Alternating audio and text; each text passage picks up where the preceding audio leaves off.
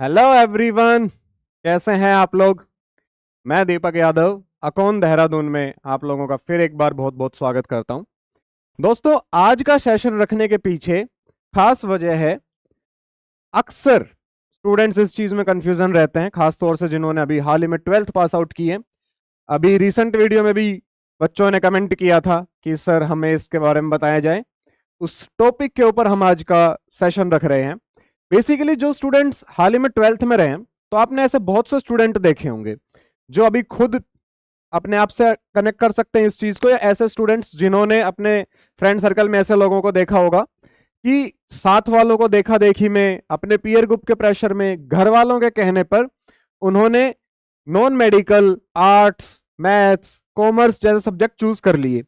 But अब उनको जाना तो मेडिकल लाइन में था, ठीक है, और अब उनसे वो सब्जेक्ट चल नहीं रहे। यानी कि जैसे तैसे 12th हो गई, अब समझ में नहीं आ रहा सर आगे करियर में क्या करूं, करियर को कैसे आगे बढ़ाऊं, क्या नए चेंजेस लेके आऊं। तो ऐसे स्टूडेंट्स के लिए ही मैंने आज का सेशन रखा है।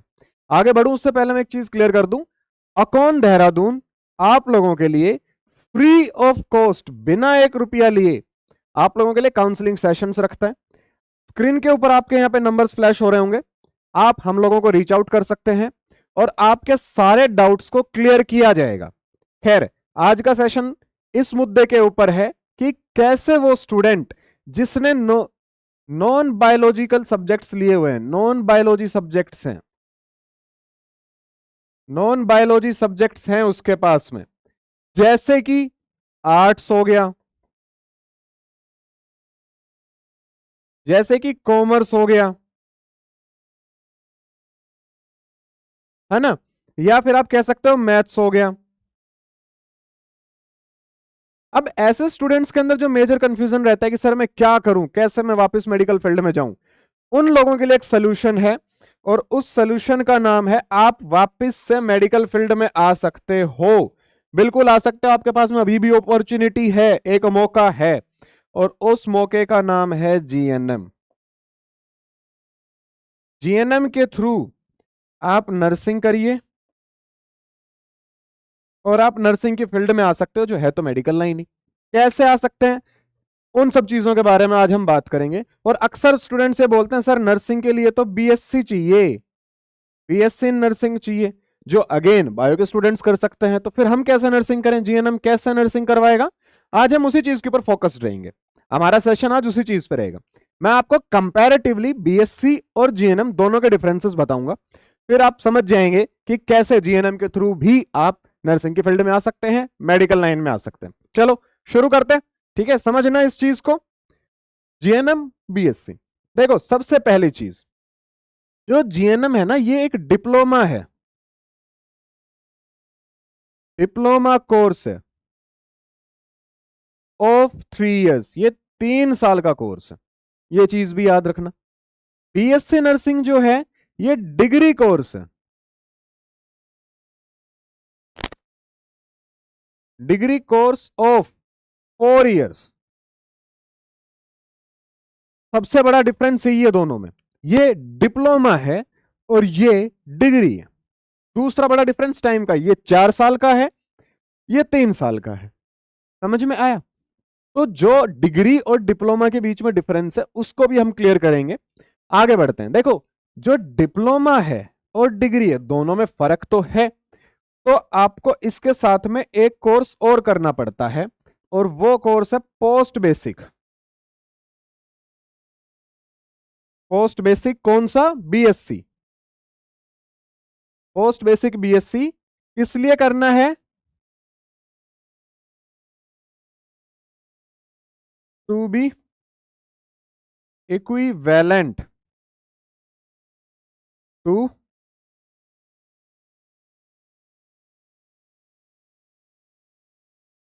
BSc nursing. बीएससी नर्सिंग के आप इक्विवेलेंट हो जाते हो पोस्ट बेसिक करके। यहां पे ऐसे किसी कोई रिक्वायरमेंट होती नहीं, नो रिक्वायरमेंट, क्योंकि आप ऑलरेडी बीएससी हो, तो फिर आप अब बीएससी में क्या ही इक्विवेलेंट होगे। और जो ये पोस्ट बेसिक है दोस्तों, ये पोस्ट बेसिक 2 साल का होता है, 2 इयर्स, यानी कि मोटा मोटा 5 साल का कोर्स करके आप बीएससी नर्सिंग के बराबर आ गए। तो आप उसके लेवल पे आ चुके हो।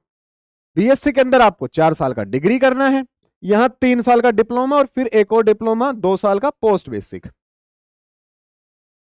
पोस्ट बेसिक क्लियर है।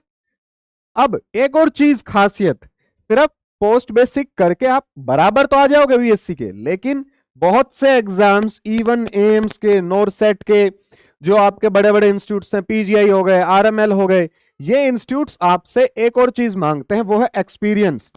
और आपको एक्सपीरियंस प्रूव करना पड़ेगा। एक्सपीरियंस ऑफ कितना? एट लीस्ट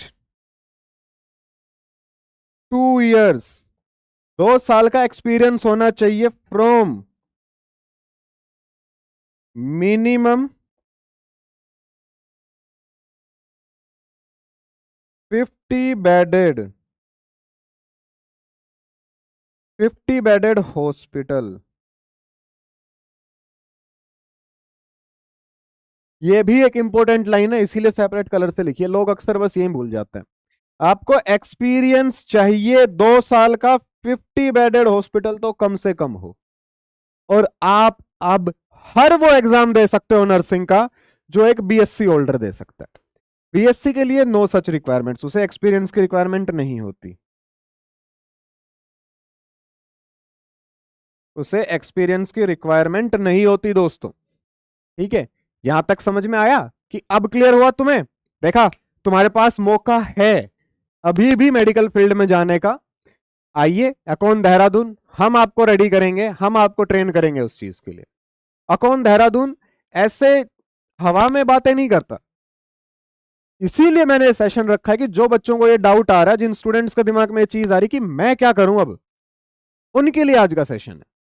ठीक है, आप अपने साथ वालों के साथ शेयर करें, उन्हें बताएं कि देख भाई, अभी लाइफ खत्म नहीं हुई, अभी चांस है अपना गोल, अपना ड्रीम अचीव करने का। आगे बढ़ते हैं, सिर्फ यही खत्म नहीं हो जाता दोस्तों।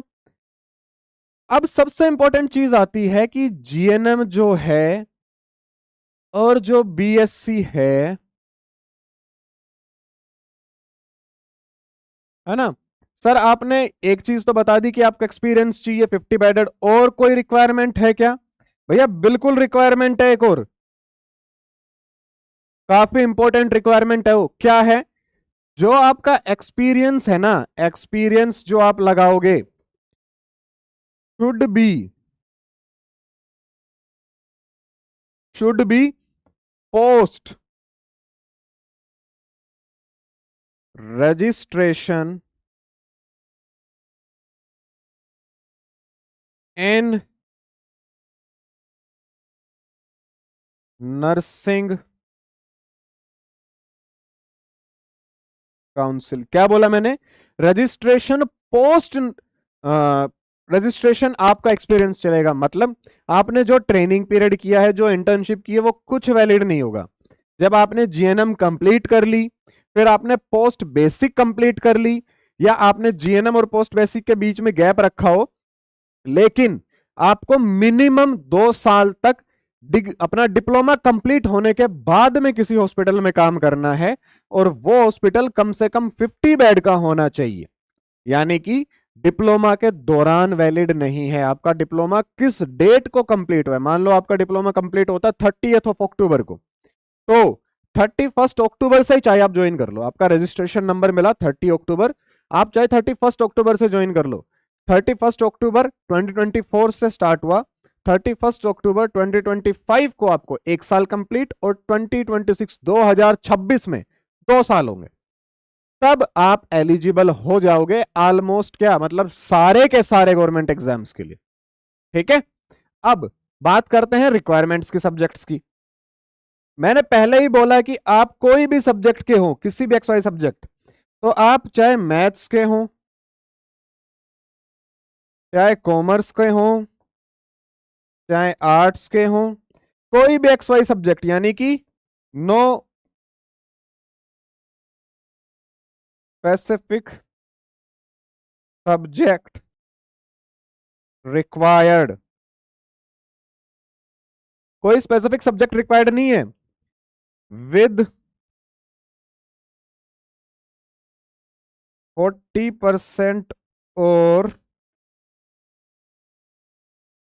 अबव स्कोर, लेकिन आपका स्कोर 50% से ऊपर होना चाहिए।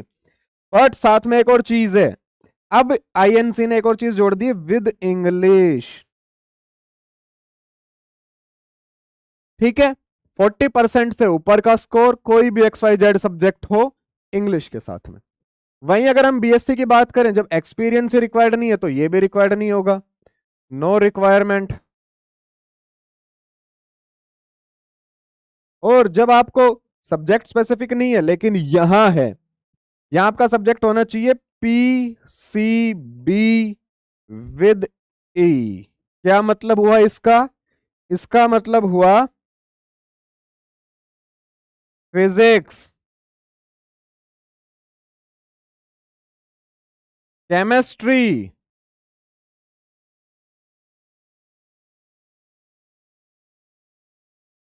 बायोलॉजी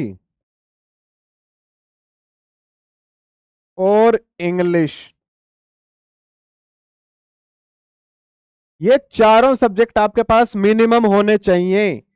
और साथ ही साथ एक और चीज होनी चाहिए, विद 45% और अबव स्कोर, 45% या उससे ज्यादा का स्कोर होना चाहिए। तो दो मेजर डिफरेंस आए यहां पे। आपको ऐसे कोई स्पेसिफिक कोर्स अलग करने की जरूरत नहीं है, ना बीएससी के लिए आपको पोस्ट बेसिक करनी, ना आपको एक्सपीरियंस की रिक्वायरमेंट, और आपको 45% यानी ऑलमोस्ट 5% ज्यादा मार्क्स भी चाहिए। बात करें जीएनएम की तो आपको एक्सपीरियंस भी लगाना पड़ेगा जो 2 साल का होना चाहिए 50 बेडेड हॉस्पिटल का। आपको पोस्ट बेसिक भी करनी पड़ेगी, बट आपका 40% मार्क्स में काम चल जाएगा। इतना है, समझ में आया? अब दोनों में कॉमन चीज है क्या? आप चाहे जीएनएम करें चाहे बीएससी करें, वो आप चाहे डिग्री कर रहे हो चाहे आप डिप्लोमा कर रहे हो, दोनों के दोनों कहां से होने चाहिए? शुड बी फ्रॉम, कहां से? From Indian nursing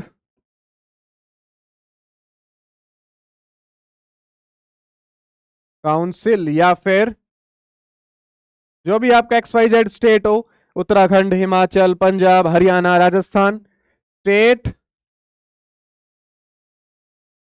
nursing council.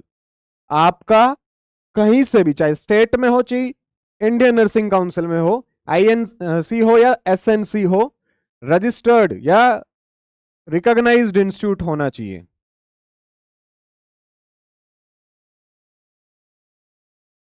तभी आपकी डिग्री डिप्लोमा वैलिड होगी। अगर वो INC या SNC में रजिस्टर्ड है, वहां से रिकॉग्नाइज उसे किया गया है। ये दोनों में ही आपको रिक्वायरमेंट है। ठीक है, दूसरा, दोनों में ही देखा जाता है मेडिकली फिट। मेडिकली फिट भी होना चाहिए। ठीक है, ये दो पॉइंट ऐसे हैं जो दोनों में कॉमन है। ठीक है, डिफरेंसेस की हमने बात की। ठीक है, अब बात कर लेते हैं फर्दर क्राइटेरिया की। उसके अलावा आपको और क्या चाहिए? देखो, एजुकेशनल क्वालिफिकेशंस की हमने बात कर ली, राइट। अब आगे और क्या रिक्वायरमेंट थी? तो हमारा इंस्टीट्यूट रिकॉग्नाइज होना चाहिए, दोनों में रिक्वायर्ड था इसलिए हमने कॉमन पॉइंट रखा। दोनों में फिटनेस चाहिए, उसका हमने कॉमन पॉइंट रखा। अब हम बात करते हैं बचे हुए पॉइंट्स की, और क्या क्या रिक्वायरमेंट होती हैं। भैया, एज, जीएनएम के लिए आपकी एज होनी चाहिए 17 ईयर्स से लेके 35 ईयर्स के बीच में, वो भी टिल दिसंबर 31 ऑफ, कब का दिसंबर 31? ईयर ऑफ एडमिशन, जिस साल आपने एडमिशन लिया है उसी साल। वहीं बीएससी में क्या है एज का क्राइटेरिया? सेम है, 17 ईयर्स मिनिमम रिक्वायरमेंट है। वो भी कब? till December 31st of year of admission. दोनों में ही सेम चीज है, एज सेम रिक्वायर्ड, आपको 17 साल से प्लस होना चाहिए उसी साल जिस साल आपने एडमिशन लिया है। सब्जेक्ट्स की हमने बात की, हमने एज की बात कर ली, मार्क्स की हमने बात कर ली, दोनों में डिफरेंस बात कर लिया। जीएनएम में एक और चीज है, बहुत से लोग जो ये वीडियो देख रहे हैं उनमें से बहुत से लोग एएनएम होंगे।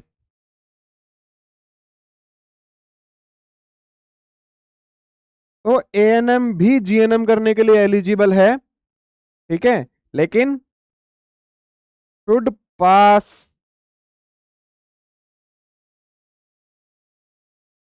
The course. यानी कि अगर उसने एएनएम में सिर्फ पासिंग मार्क्स ले रखे हैं तो वो जीएनएम के लिए एलिजिबल है। समझ में आया? देखा आपने, अगर आपको किसी भी वजह से आप नॉन नर्सिंग के अंदर चले गए, जो भी XYZ सब्जेक्ट हो, या आप यूं कह लीजिए नॉन मेडिकल सब्जेक्ट में चले गए, चाहे मैथ्स हो, चाहे आर्ट हो, चाहे आपका कॉमर्स हो, तो भी आपके पास में एक अपॉर्चुनिटी है कि आप जीएनएम के थ्रू वापस मेडिकल लाइन में आ सके। अकॉन देहरादून आप लोगों के लिए लेके आ रहा है एंट्रेंस एग्जाम, ठीक है, जिसके थ्रू आप इजीली इस कोर्स को कंप्लीट कर सकते हैं। और वो स्टूडेंट्स जिन्होंने अपनी नर्सिंग कंप्लीट कर ली है, either BSc, GNM, post basic BSc के स्टूडेंट्स, आप सब के लिए मैं बता दूं 20 नवंबर को 20th नवंबर को अकॉन देहरादून लॉन्च कर रहे हैं अपना नया नॉरसेट बैच। नॉरसेट कौन सा? 8 का बैच लॉन्च हो रहा है। आपकी स्क्रीन पर नंबर्स फ्लैश हो रहे होंगे, आप हमें कॉल करिए, व्हाट्सएप करिए, टेक्स्ट करिए, जैसे आप रीच आउट करना चाहें आप हमें रीच आउट कर सकते हैं। रजिस्ट्रेशन करवाइए और डेमो लेके देखिए, आपको जरूर मजा आएगा। अकॉन देहरादून आपको शानदार से शानदार पढ़ाने के साथ साथ आपके सिलेक्शन होने तक आपके साथ है, ठीक है दोस्तों? टेंशन लेने की बात नहीं है, सब होगा, बस साथ और हिम्मत रखनी पड़ेगी। अकॉन देहरादून, जहां सपने हकीकत बनते हैं।